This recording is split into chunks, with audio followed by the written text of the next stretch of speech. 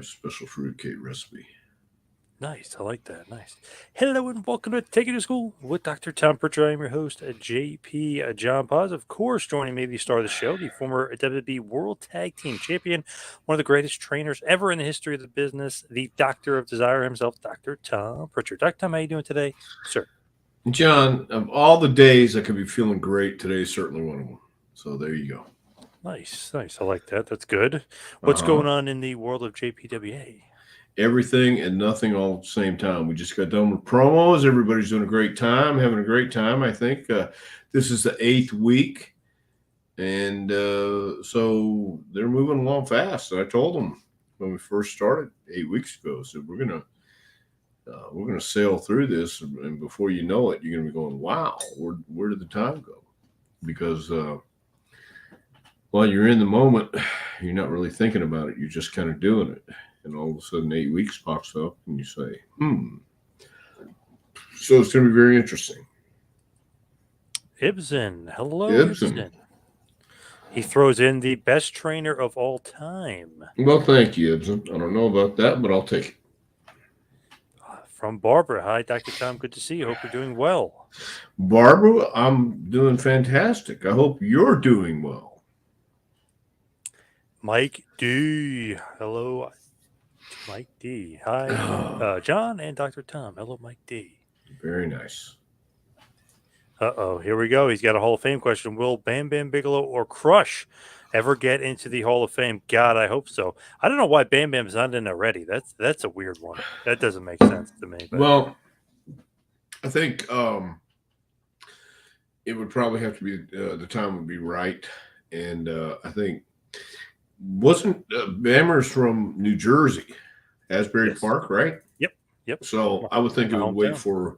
for.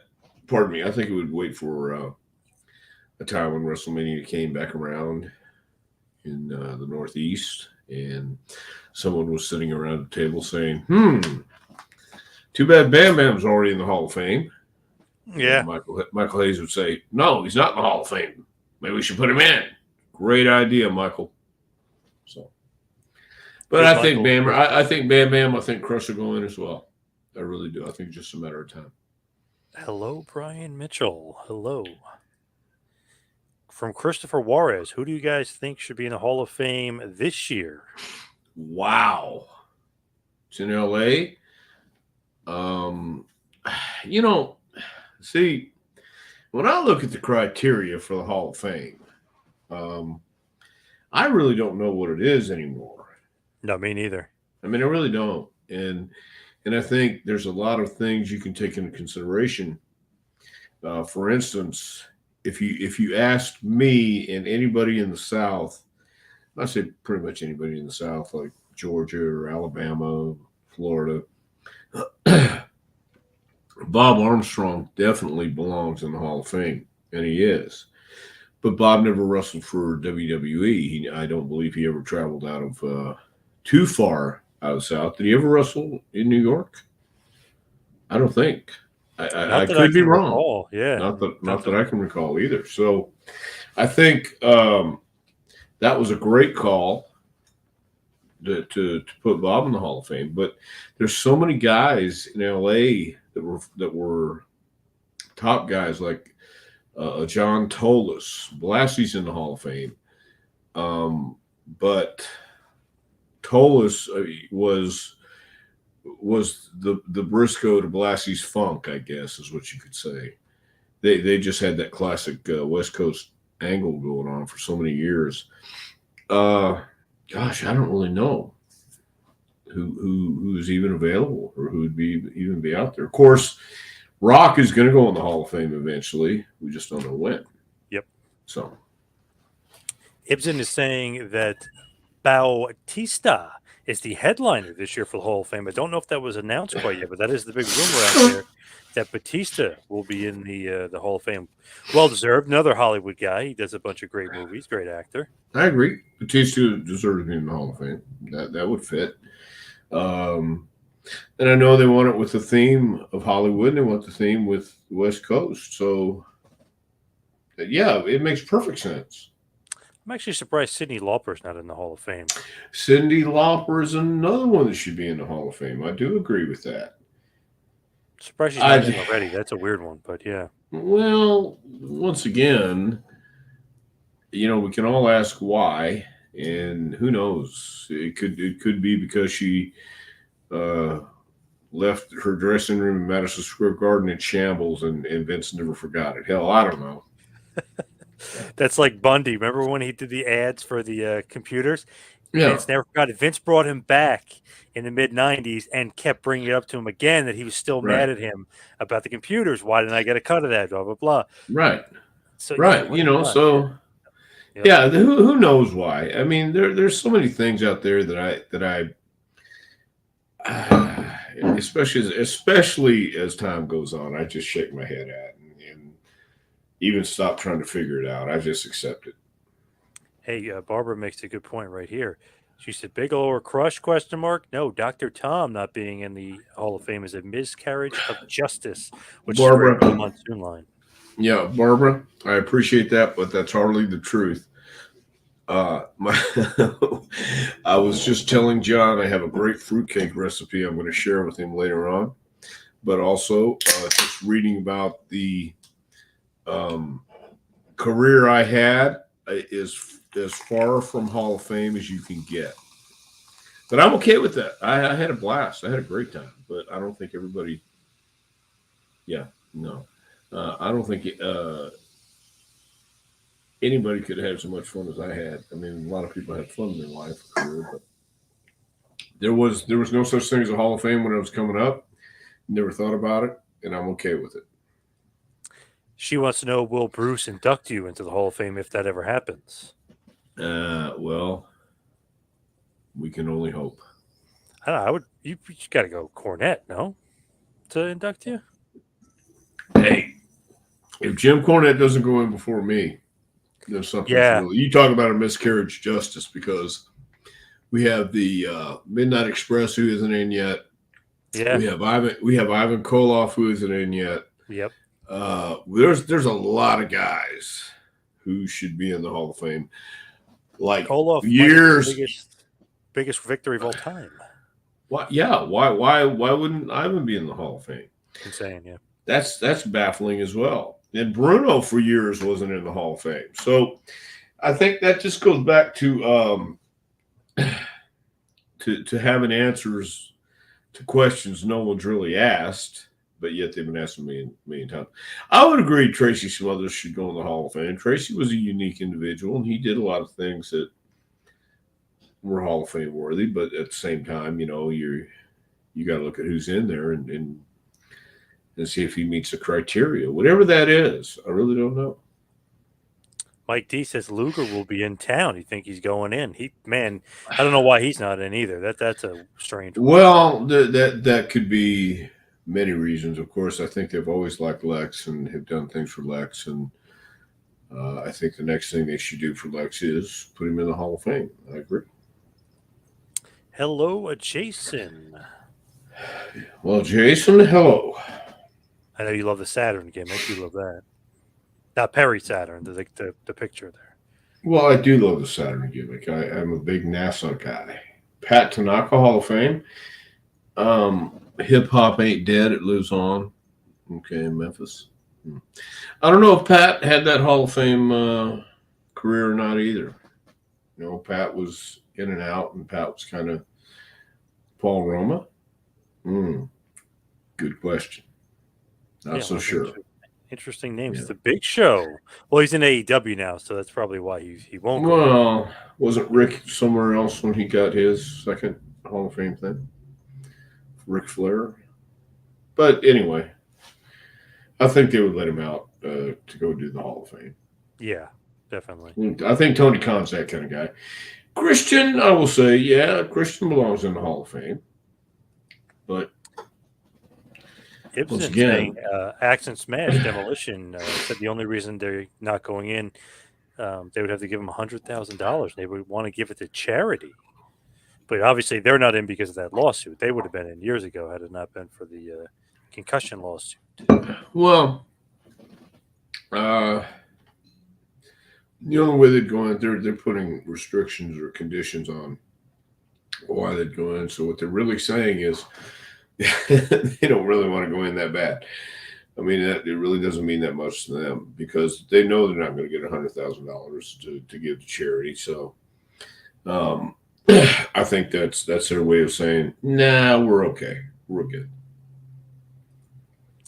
King of Kingsport, Bo James. Hello, gentlemen. You look happy and well. Nice. Nice. That's Well, good. listen, I'm not. The only thing I want is good news in my life. I don't want any tragedy. And I think you know we have had the craziest weather. It's been cold and then hot, and then I've been sniffling. My sinuses have been giving me trouble. So if I look happy, I'm doing a damn good job. I think Because I there's am. Because I am extremely happy. By the way. but I think there's some sarcasm there as well. No. Usually Bo throws that in there. Yeah. Hate to break it to No. you. Yeah, sometimes he does. Are you kidding me? You mean we really don't look happy and well? Well, I do. I know that. Okay, good. I'm happy one of us do. Mike D throwing in Kamala, Bob Holly, One Man Gang, Vrissa, Matt Bourne, Miss Elizabeth, Luna Vachon. Tim throwing in Dr. D. Oh man, I would love that. Imagine that. I would love that too. I think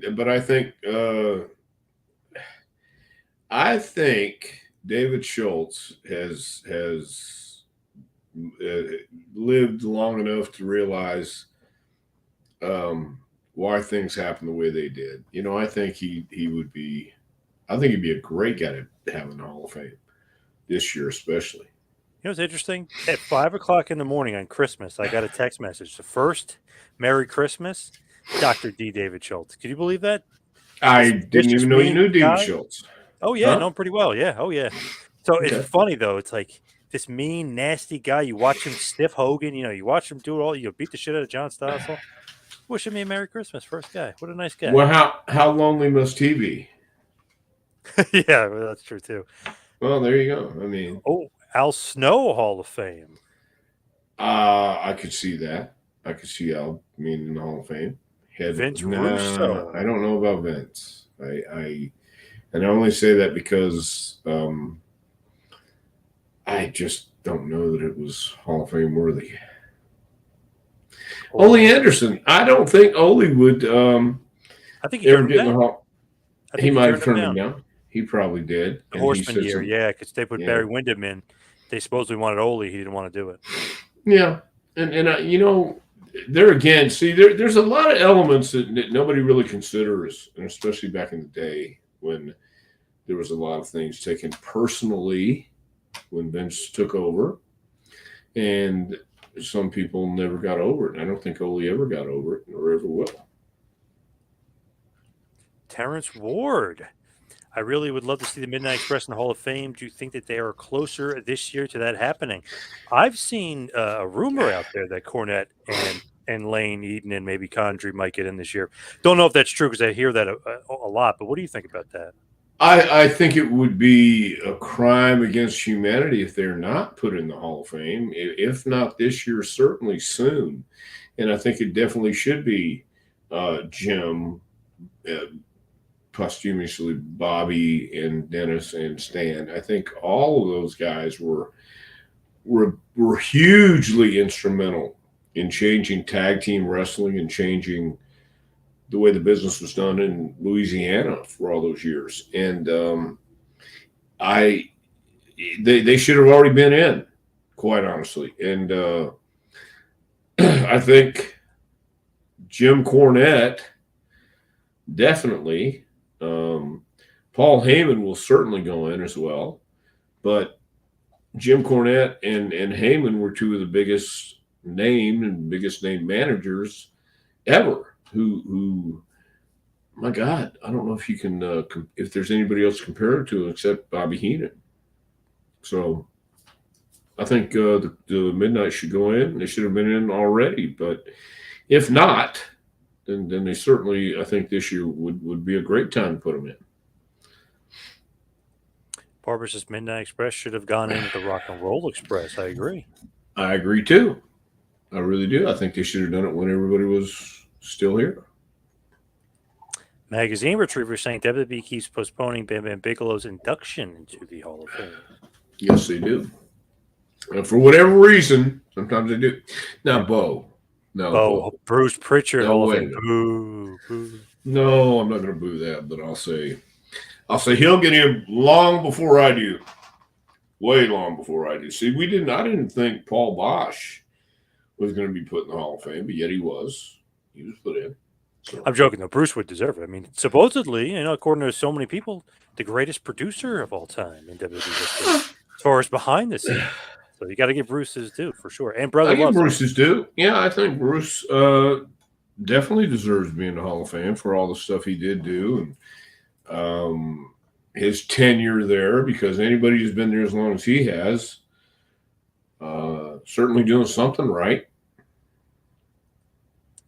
Uncle Tommy, what's going on? So glad to see you live. Who the heck is Doofus Johnson? Is that what? Or Jackson? Doofus Jackson? Is this your nephew? No, I have no clue. Kurt, will they ever build a physical Hall of Fame? That would be awesome. Well, I think they've looked into it before, but I also think they realized that to maintain it would be a huge undertaking. And where would they put it? I mean, Orlando, I get it. What is it? Disney World in Orlando? Yeah, or they could put it by Universal as well. Or Universal, that's what I was thinking of. So yeah, but it's hot and cold, and I'm sure the rent or the overhead to keep it and to maintain would certainly be a huge bill to look at. So that's something they always think about. Uncle Tommy over Bruce Prichard, and he put a T in the last Okay, name. there you go, doofing shit. Take the T out of Prichard and put it on your back at ProWrestlingTees.com. Yeah, okay. Hey, Mike Durbin, what's going on? They should put it by Hogan's Beach Shop over there in Orlando. That's a nice spot over there. Yeah, I'm sure it is, but there again, they have to worry about the overhead. Where is Hogan's Beach Shop located? Is it in a low crime center of Tampa, or where is it? No. There's one in Clearwater, right next to Hogan's Tampa. Hangout, where Hogan basically owns that strip of town there. But the one he's referring to is the one in Orlando. Nice area. Oh, okay. He's got two. He's got two. Yeah. Maybe they should, but who knows what they would put there, and who knows how it would go. Nobody knows. Ernie Roth, he's not in the Hall of Fame. Wow, from Ricky Brooks here. The Grand Wizard, the Wizard. He's not in the Hall of Fame. I'm surprised. I thought he would be. In fact, isn't he posthumous? Yeah, I think he was one of those. I think he was. I think he was when Bobo was in. Yeah, Sheik was in, and all that stuff. I think he was in that legacy branch too. Yeah. Andy Kaufman is not in the Hall of Fame, I don't believe. He deserves that legacy wing. I was talking to Barbara Goodish, obviously Bruiser Brody's wife. They never told her he was inducted into the legacy wing at WWE Hall of Fame. Isn't that weird? It is weird. Why wouldn't they do that? I don't know. They didn't send her a plaque, a post, like nothing. She had no idea he was in it. I let her know that he was in it. She had no clue. She's like, "That's weird." Okay. Well, strange. Once again, yeah, I can't speak for why they're doing what they're doing. All I can do is observe like everyone else. It's very strange. Jason saying they could put in a wing in the new Titan Tower. Yeah, that building is huge. But they already have stuff in the Titan Tower, the one right now, and I'm sure they would have that throughout the office too. They had Andre's boots. They had Andre's cast when he broke his leg, and a couple of the offices were kind of cool. But I think if you're going to have a Hall of Fame building, you'd want it for fans to be able to see, and something pretty cool to have for everybody to destination. Yeah, have a destination to go to. Yeah. The mighty Hercules should be in the Hall of Fame. I totally agree. I love Herc.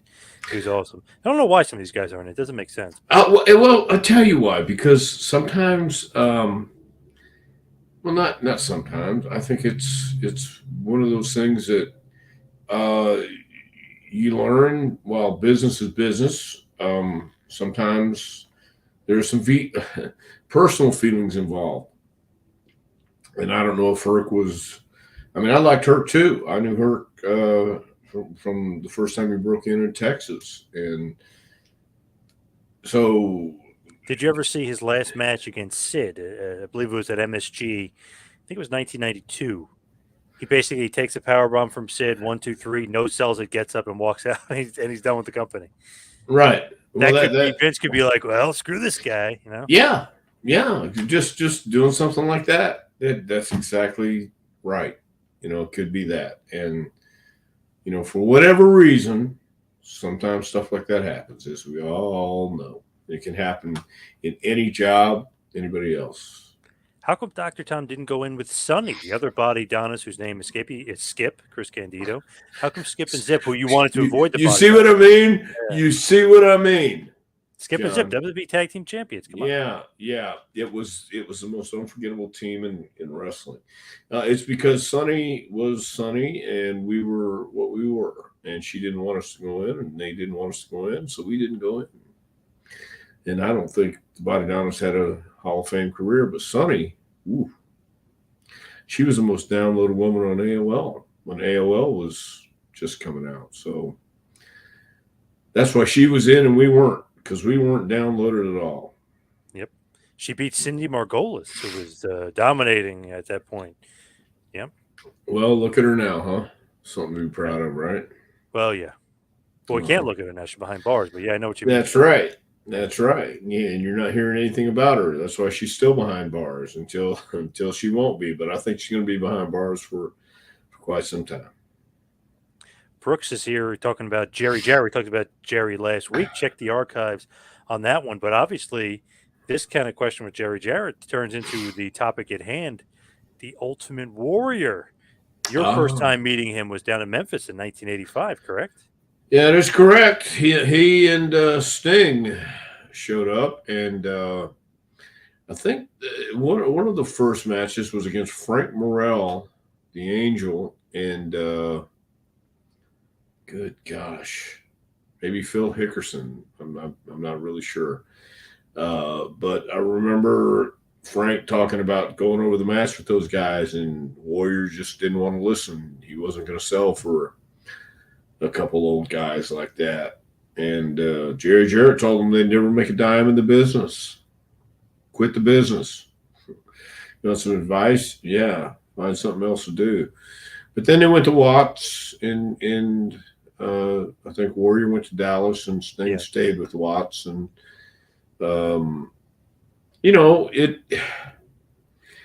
it's funny how it works, but the squeaky wheel gets grease. I never really understood what that meant until I kept seeing all these guys bitching and complaining and moaning and whining. And then all of a sudden, miraculous things would happen. But you have to make a wave. You have to make an impression. You got to look the part. Of course, the Warrior looked like $1 million. Sting looked great. But the Warrior's attitude just stunk. Made him successful, but I don't know. I think he rubbed people the wrong way and didn't care. In '85, did you wrestle him? I know you guys were in a battle royal. Did you wrestle them in a tag match? Did the no, OG, I don't think it. But the first Heavenly Bodies you're part of, did they ever wrestle Warrior and Sting? Flash and Justice, if you will. Wow, I thought we had shitty names.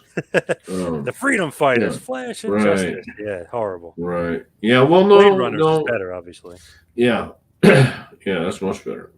I don't think we ever wrestled in a tag match. And maybe it was a battle royal, if anything at all. But I didn't want to touch him. I didn't want to be around him.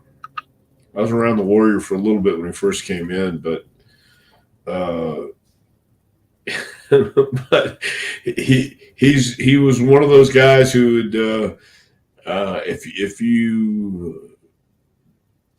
if he had to look down on you physically, he looked down on you completely, and he was just a all about him.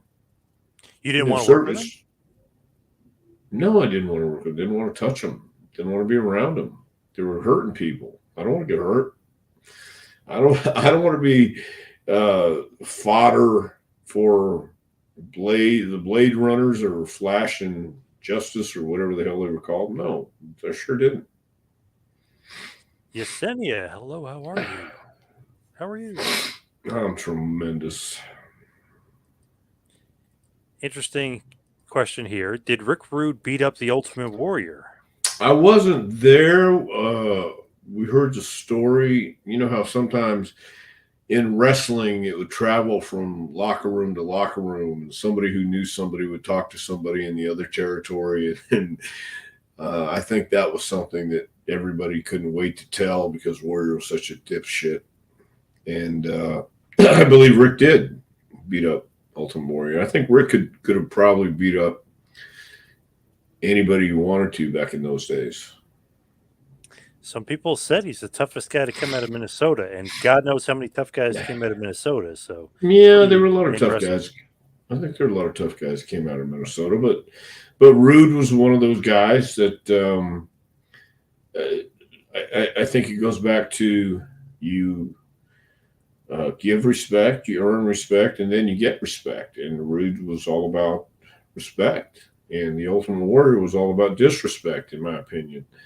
The times I've been around him, he was. Look, how can you fault the guy for focusing on his career and his business? I mean, I can't fault anybody for that. At the same time, it doesn't mean I want to be around him. So I just think that the Ultimate Warrior was going to do his thing, but that was the Ultimate Warrior. Warrior. Okay, that's not Warrior. That's the Ultimate Warrior. Okay.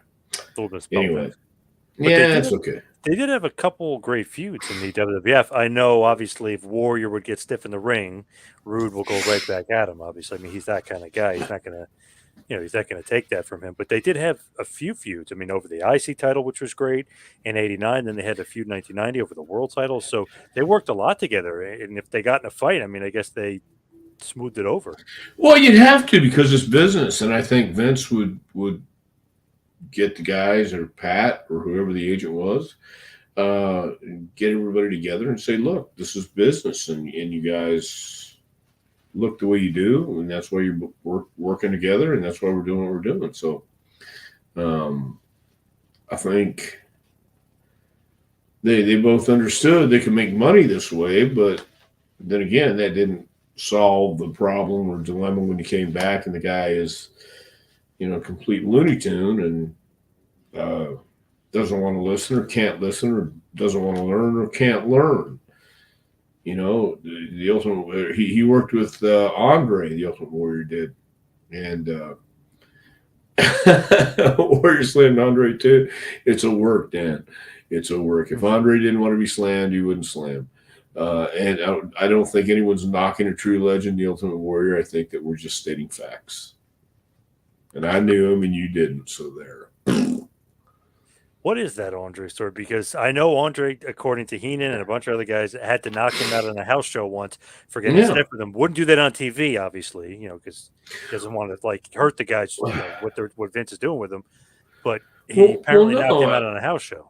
Yeah, I think it was just Warrior being stupid and clumsy and careless and didn't care to learn, didn't give a damn about learning because he was a star, and he did it with everybody. So Andre just says, okay, you want to play that way? Have this. You want to do this? Have this. So that was it. Scorch. I like the music video the Warrior was in with Phil Collins. Yeah, good stuff. For sure, good stuff. Well, that was interesting. Yeah, I don't even know how that came about, but yeah. The power of the Ultimate Warrior, of course. You know, he's The a big power of the Ultimate Warrior. Yes, of course it was. Ibsen wants to know, when was the first time you met him? Initial impressions on the gimmick. I'm guessing, like we were talking about, 85, right? In Memphis, and we were staying. I think most of the guys were staying at that time at a Days Inn off Murfreesboro or somewhere close to downtown Nashville, and uh, Sting was a little better, but not much at that time. But the Warrior was a complete jerk from the beginning. Just didn't fit in, if you will. And he wanted to make it clear he didn't fit in that territory because Memphis was kind of goofy. Memphis has always been goofy doing those crazy gimmicks, and I don't think he was digging it. And then again, I think talking to Jerry Jarrett, he probably looked down on Jerry as a hillbilly promoter in this hillbilly state. And I'm a star from California, and you guys just don't know what you got. And that proved to be true. They didn't know what they had, but they knew where to send him because if he couldn't learn in watch territory, then he wasn't going to learn because Bill knew how to use big guys and take big guys and make them better or find the potential and then hone it in. But Warrior went to Dallas because I don't think he could get along with Watts either. He didn't want to do a job for Watts. Couldn't understand why he had to do a job for this old guy. And he didn't get the business. I mean, not at the beginning. And it served him okay later on. But here's the sad irony, I think. Going into the Hall of Fame and watching him with his acceptance speech and sweating, and he looked terrible. He looked bad. It was obvious if you had any sense of what you were watching, it was obvious he wasn't well. And then the next night, just to make that speech, and it was like a movie. The next day, he passes away. How does that? You know, he had his whole life ahead of him to be this grand ambassador and to learn from the way he was before. Kind of like Luger did. Man, I watched the biography on Luger over the weekend. And, you know, Lex, he didn't like people and he wasn't very personable, didn't connect very well. The Lex Express was a bust because he wanted to go to the gym. He had his schedule and it was kind of interrupting his life and all this other stuff, but he didn't understand what the flip side was, what the other side of that coin was. He just wanted it his way. And I saw some of the, in on the biography, they show where he yelled and that kind of, he says something to the fans about don't talk about a second-rate wrestling company or whatever it was. He was just demeaning and grudgingly being there, signing autographs. He wasn't very genuine with fans. And the same thing with Warrior. Now Lex, after all he's been through, he's grateful to be alive. He's grateful for what he has. And that was ahead for Warrior, hopefully, but the next morning he drops dead. How long does it take before we learn? All of us. But it took him a while. Maybe he was on board to be grateful for what he had, grateful for what the fans made him. Because without the fans, who's going to be cheering and crying their eyes out when the Ultimate Warrior comes out? Nobody. So I think maybe he might have realized that his life has been a pretty good life, and he lived a pretty good life. And I think he's coming around. Who knows? Doing my best has a pretty good point here. Oh, the Warrior didn't go around telling everybody how awesome they are. He didn't stroke your ego, Doc. That's a good No, it's point. not what I'm saying. Not what I'm saying at all, moron. Um, I'm saying he was a jack off to everybody. And there's a point of decency. There's a point of just courtesy. It's not about ego. It's not about anything like that. If you ever met him, idiot, you would know. But obviously, you don't know, so you're not doing your best. And I'm sorry. I don't feel like hearing that bullshit tonight. Ibsen wants to know, did he have his own locker room? Yeah, he did. That's good for him. A few guys did, right? Uh-huh. Yes, he did, but that was the culture back then. Yeah. Mega Mouth Spike, Ultimate Warrior recklessly dropped Brother Love on his head and cracked several of his teeth. Bruce has disliked him ever since. Is that true? I don't know that to be a fact at all. I've never heard that one. So I don't know that to be a fact. I know that he did complain at one point about him injuring him, but yeah. Well, it very well could be, but here's the thing. There's certain people in this business who are just idiots and jerks. And then it takes something in life to change you. So it just had to do with he treated everybody like shit. And if that's the way you're going to treat people, then so be it. You make your bed and lie in it. I've been laying in my bed for a while, and I made my bed a long time ago. And that's why I really don't give a damn what a whole lot of people say. In fact, I don't care what anybody says. Did he make money off the comic books or the Warrior University, do you think? That I don't know, because I don't know what he would have taught them at the Warrior University to keep them staying or coming back. Once you do that, once you offer a school or somewhere to come to learn, you find out it's not as easy as it looks. And you got to have some content. You got to have something to give them. So I don't know that he had that much to give them. You got to know something to be able to teach it. With Warrior, though, I do think that he's probably better than we may give him. I don't know, that we maybe give him credit for. You think he was great in big matches? If you think about it, every WrestleMania he was awesome.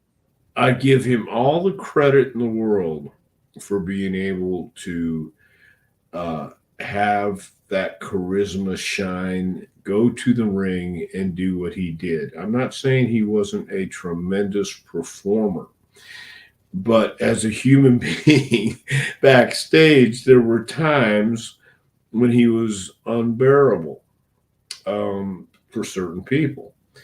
I wasn't around him that much. I just saw the way he treated people and remember the way he treated people backstage. Then when you go to the ring, it's like I enjoy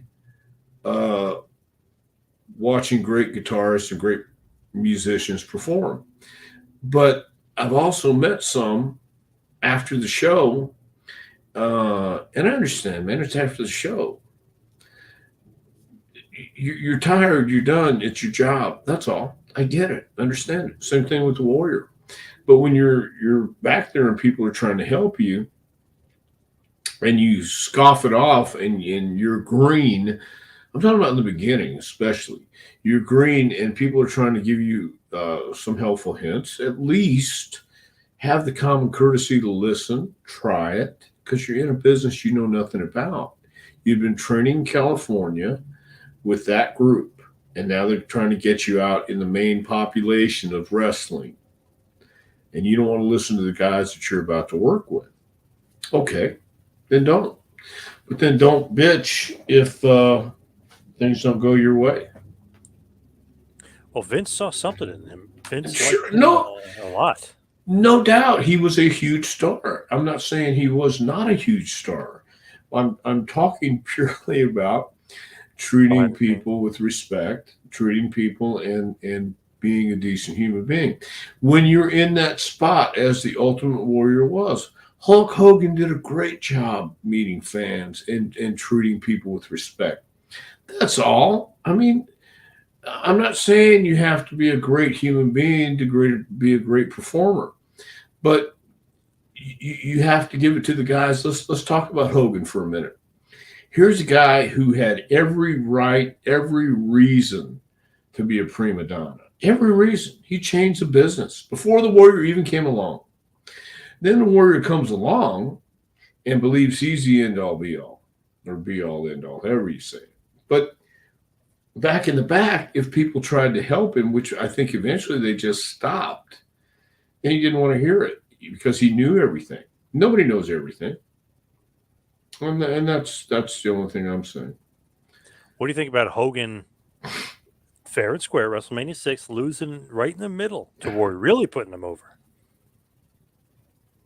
Okay. Did Warrior do that for anybody? Good question.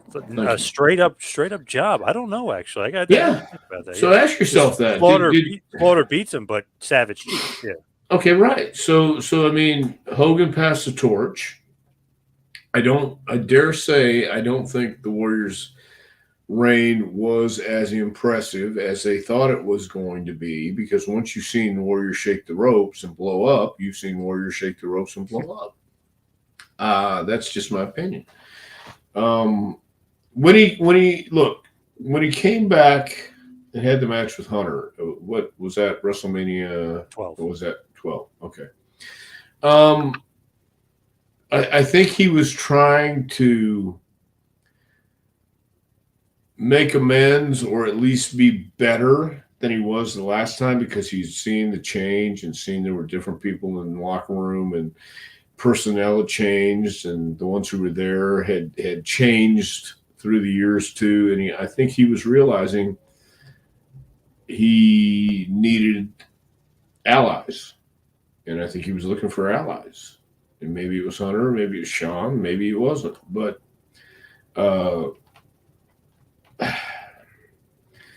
I don't know. I think as a performer, he was one of those guys. But as somebody, when you look back and say, he was one of the boys, no. Then he separated himself. Not that that's a bad thing at all. Not that that's a bad thing at all. But in my opinion, I also think he talked about things in a hypocritical way at times. And I don't even want to go, I shouldn't even go there. But when you're in that position, the Hogan, the Warriors, the Bret Harts, the Savage, the Roman Reigns, those positions carry a lot of responsibility. And I just think the Warrior had taken it upon himself to make himself number one priority, and that's cool.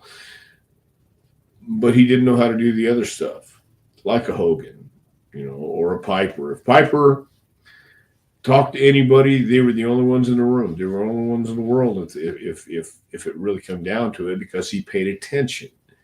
He was that kind of guy. He was that kind of performer.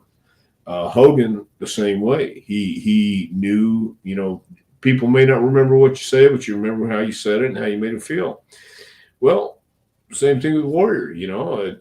Bret Hart tells a famous story about the kid, Make-A-Wish, and Warrior wouldn't come out and see him, runs past him, going to the ring, runs back, going, back in the locker room, and leaves. It doesn't say anything. If you're going to be a character, a cartoon character, let's just say call it what it is, larger than life, go out and you have children, young kids, idolizing you, just are shaking to meet you, and then they see how you really are backstage. I don't. That's not a hero. That's not what he's portraying in the ring. So he was definitely charismatic. He was definitely one of those guys that people got behind, and to this day shake the ropes and want to do some of his mannerisms. But when it comes right down to it, that's they talk about in WWE, they put smiles on people's faces. Well, that's the mantra that the guys coming up today should learn and should follow. Because if it's not for the fans, not for the people paying to see you, then you're not making any money, and you're working for naught. Barbara wants to know, didn't Warrior hold up Vince for money? Like half a Yeah, million. I I don't think think it he was half a did. million, but he did hold him up. SummerSlam 91. I think he did. Yes, Match made in and hell. He wouldn't go out there. It was Hogan and him against the Triangle of Terror, Adnan, Mustafa, and Slaughter. He wouldn't go out there unless Vince agreed to pay him. I think it was 150K, if I remember correctly. But that was the story. Vince said yes. He went out there as soon as he came back. You're fired, and then obviously, the rest is history. There, he ends up coming back again, getting fired again, comes back again, getting fired. and nobody knows the other side of the story either. I get all that, but it's just my personal experience. Is my personal experience, and I can only speak from that He's seat. to his defense, though, he's one of the very few guys to actually beat them in court. Like, how many millions of these guys have sued WWE and Vince over the years?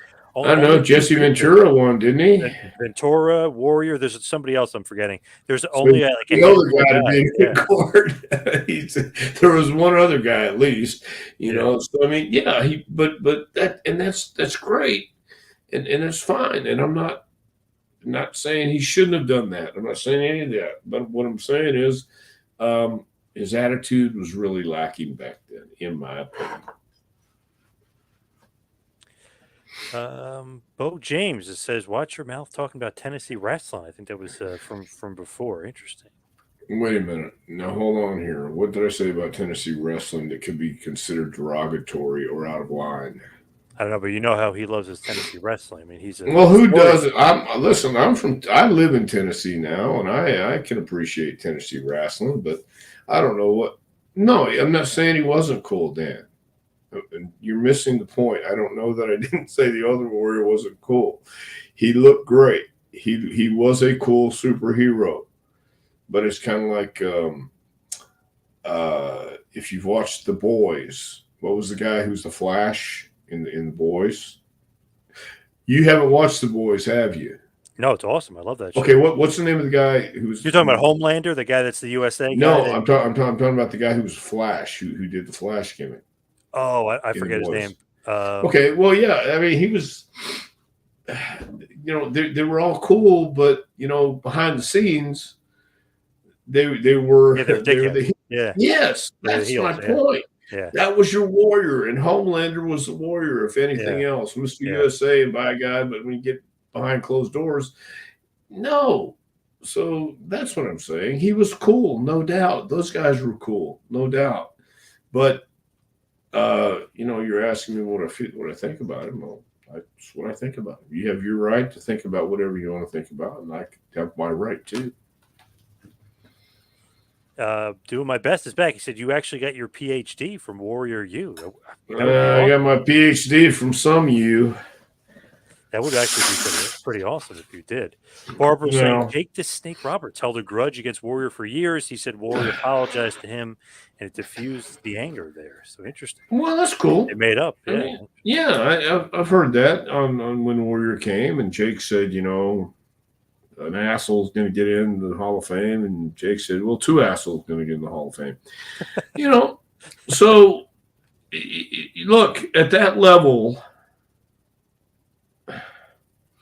And going through the steps and things you have to go through to get to that level, and nobody can understand until they do it. And quite honestly, no, I've never been on that sacred staircase, walking those steps, man. But I've sure listened to how it works and dealt with some of those guys who have opinions, and even though you have if I was going to age in a match and I have my direction and you don't like the direction, okay, what can I do to help you?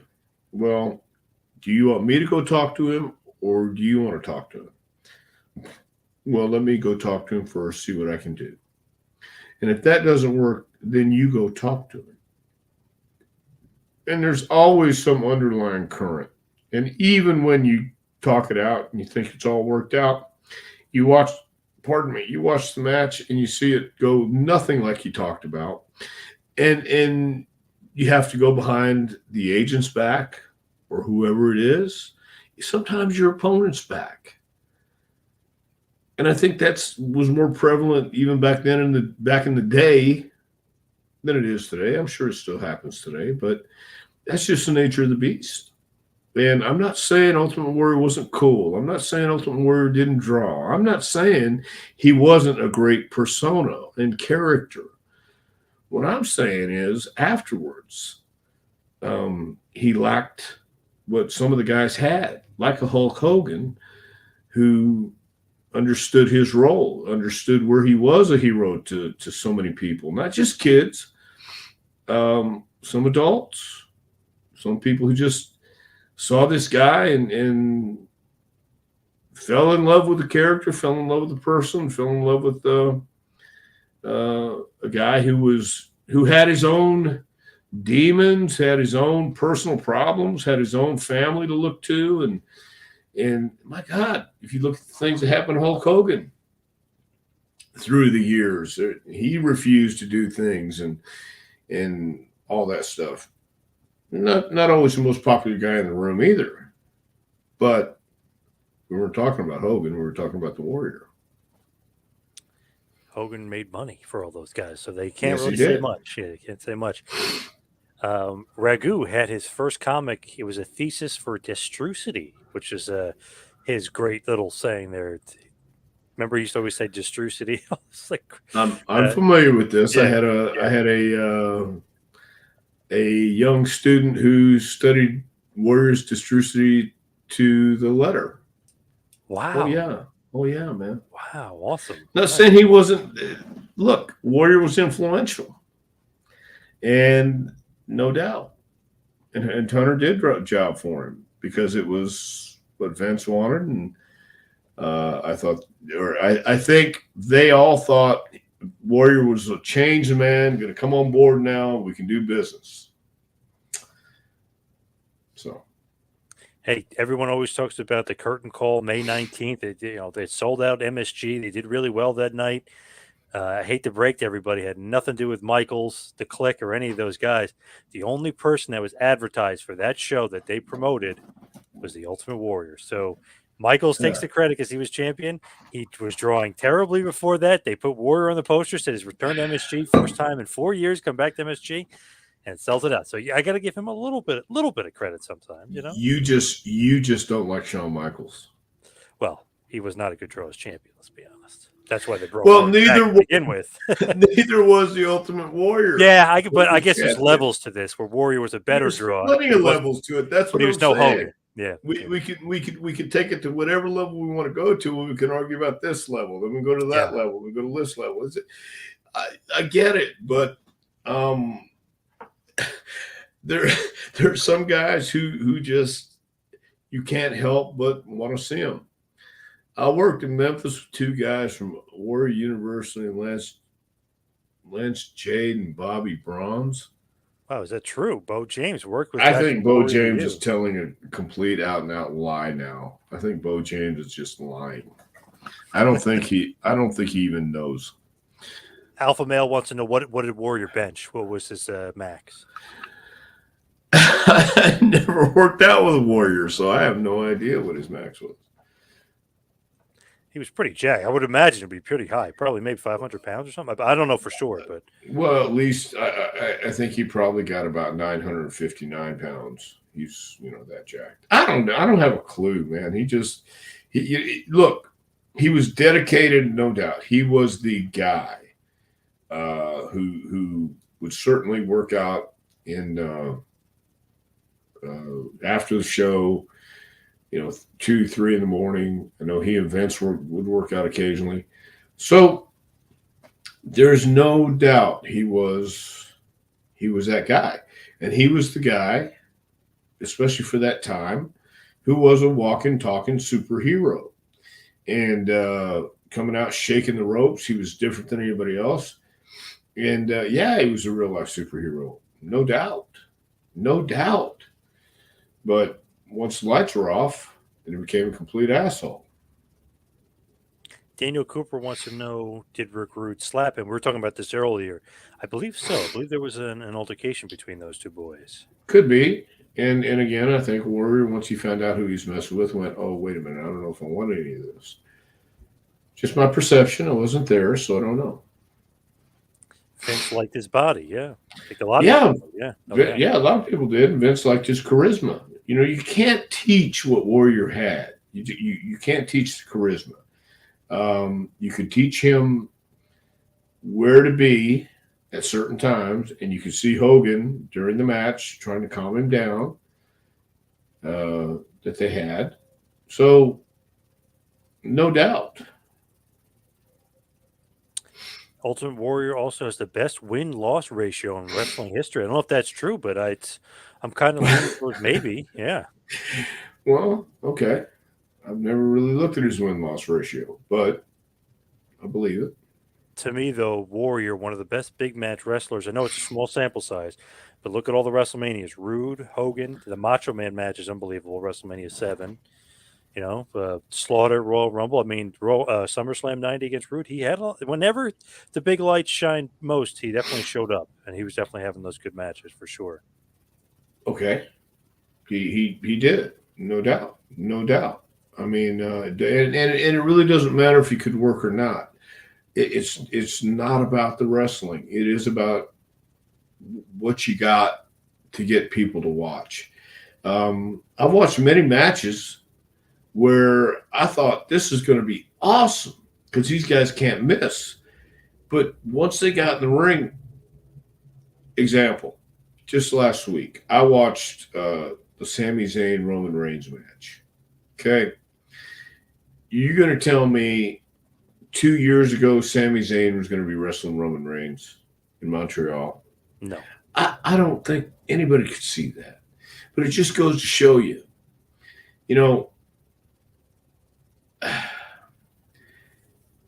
if done right, Daniel Bryan had 70,000 people going, yes, yes, yes, yes.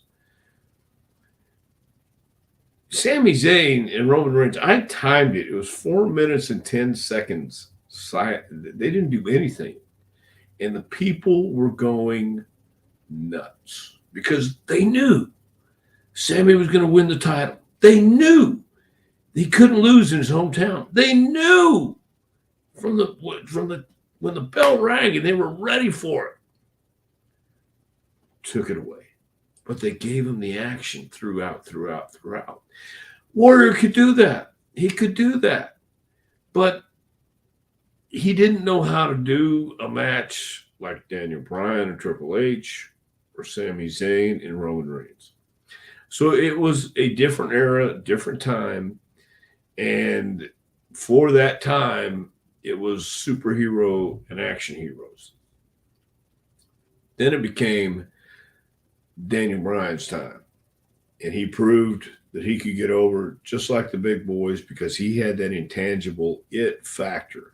Kofi Kingston, the it factor, man, come on. Is Kofi ever going to be the WWE champion? By God, he was, because it called for it, because he got over. And I'm just saying that you talk about the win-loss ratio. You talk about how over he was. You talk about he shows up for the big matches. He does. He did. No doubt. But there were others who came after, and there were others that maybe didn't have as much color to them, as painting their face and having the armbands and looking as jacked as that and knowing what to do with it. But at the same time, it all really comes down to the same. You're in that spotlight, you're in that position. How are you going to follow up? There's always going to be that next generation of guys. I showed this to a couple people on Monday. The story with Roman Reigns and Sami Zayn, and then I went back a couple years with John Cena and Roman Reigns, where they're in the ring going to do the contract signing, and Roman gets stuck on his promo, and Cena breaks the fourth wall and says, "Come on, young man, it's called a promo. And, if you're going to be in this position, you got to know how to do it." And it's like he's ribbing on the square. He's working, but he's shooting. And Roman didn't crack. He was, you could see him thinking, but he continued on, and he followed through, and he got done with it. He got his point across. It happens to everybody, I think. You go through those moments. Cena went through those moments. Everybody goes through those moments, and then you get past it, and you wind up on the other side. John Cena was calling Rock a part-timer. He had Roman Reigns calling Cena a part-timer now. Yeah. And they go back and forth. So that's wrestling. That's the entertainment business. And man, it takes special people to do it. And they're the ones who breathe the rarefied air. Grizzly says, ex Dr. Tom to explain, Frizzy Red says, explain how Dana Warrior was able to be on the creative team. He thought it was a disgrace. I have no idea. I've never met Dana. I don't really know the circumstances or the particulars, but I can't explain what. I have no idea either, but that baffled me. I'm like, how, what, how, when? Well, I can see it as a way to help her out, and I would have thought that maybe she would have got there and had open ears and closed mouth, and maybe learn and maybe be around and have some encouragement or be a positive force, whatever that is. But I have no idea what qualified her. I really don't. Good day. Said Cena talked about, this is that promo years ago with Cena and Reigns when Reigns was still that babyface. So he talked about a zipper, and he said, "It's not unzipped. I broke it. It's big, dog." Talking about his hog down there. It was a funny his line. Hog. Yeah, I didn't know he had a farm. He was a hog. Okay. One final question here from Daniel Cooper. Dr. Tom, I believe you need to market and sell your hair growth gene. Rare to see a man your age with a full head of hair, brother. Well, nice. I'm not sure what he means by rare to see a man my age. I mean, not quite sure what that means, Daniel. But there's quite a few people my age that have a tremendous head of hair.